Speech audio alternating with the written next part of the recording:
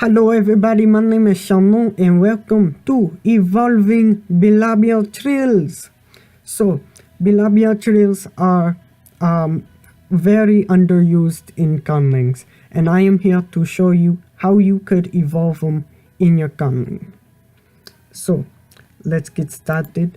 So first, before we can evolve them, we have to figure out how to say them.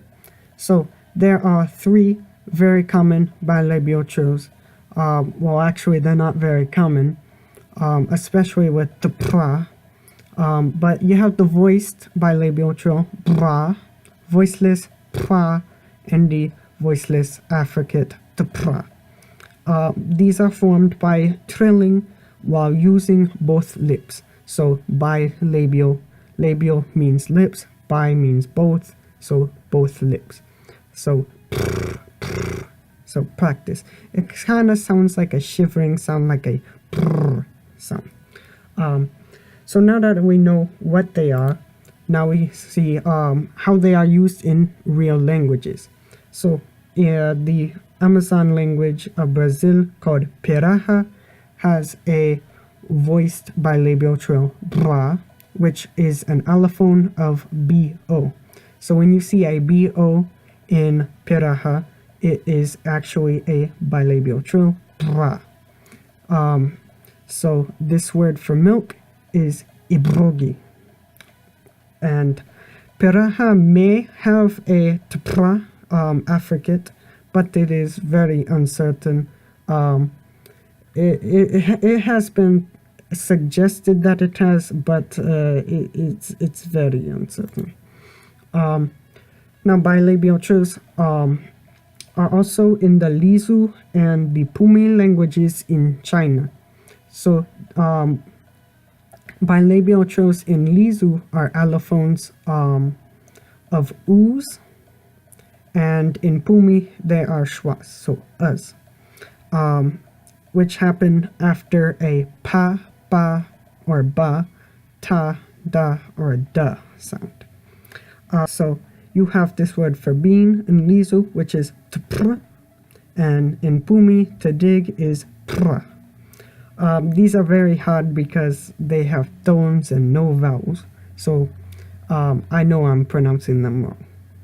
But it doesn't matter, you get an idea. Sometimes bilabial trills will completely take the vowel, which is really interesting. So next we have the Ubik language, which is an extinct languages in the Caucasus. Ubik only had tpra, which evolved from a twa, which was a labialized alveolar plosive, which becomes tpra in some speakers. So some speakers would say twa, some would say tpra. An example of this is actually the name of the language, which is Ubik, which is pronounced tprachbza. This is very difficult. Tprachbza. There it is. So Ubik is a very difficult language because it only has a and it has a lot of consonants that are in English. So yeah. Next we have the Arara language in Brazil again. This only has the voiceless bilabial trill pra, and pra only occurs in expressive words or before an u. So last time we seen it with o, with u, and ashwa. So this is the u again. So obviously it has to have something with rounded vowels and the schwa. But in Arara, the bilabial trill does not take the u. It leaves the u. So it's not prata, it's not prata, it's actually puta, which means to throw away. So that's kind of interesting that it does not take the vowel, unlike all the other languages which took the vowel. Next, we have the Titan language, which is spoken on Manus Island in Papua New Guinea, which actually has a pre-nasalized voiced bilabial trill, mbra. And this is one of the only bilabial trill that is phonetic and is not an allophone. So you have the word for wooden plate, which is mbrutuke, which has the mbru, and it leaves the u because, of course, it is phonetic. Now, let's take all this information that we took and evolve it from this sample Conlang. This is a very simple Conlang. Ma na nga pata chaka padaga fasaha walaya ara iu e o a.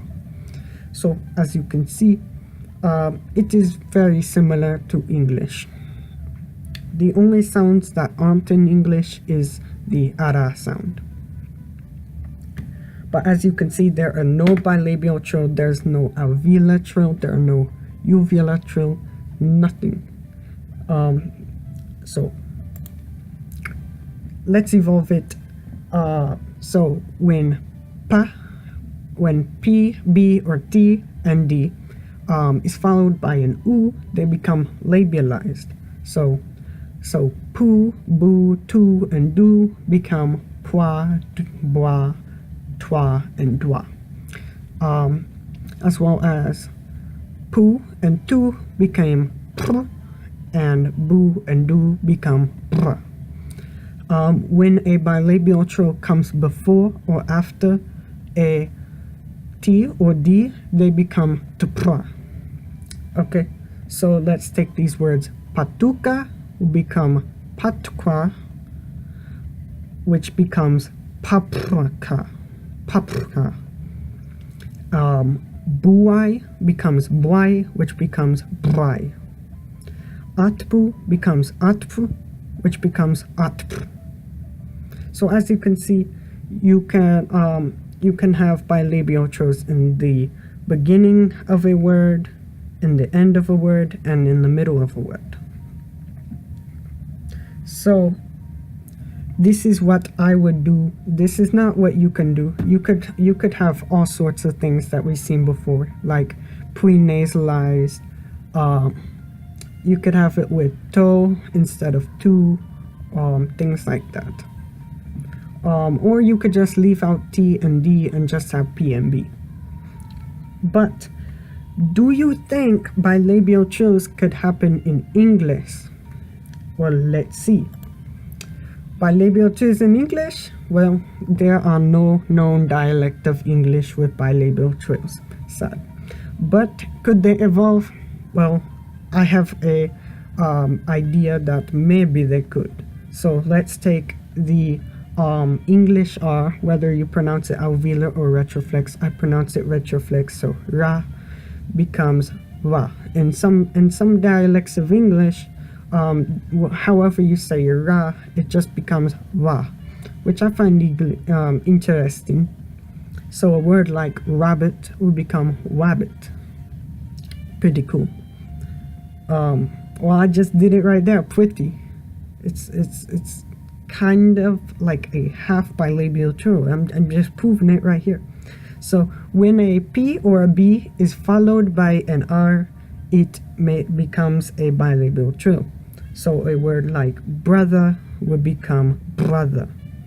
A word like project, well, a word like project would become project. This is extremely easy to say, and I'm surprised that it works so well. But I could definitely see this happening in English. So if you find this video interesting, please subscribe. I'm gonna make some more how-to language videos. So thank you for watching, and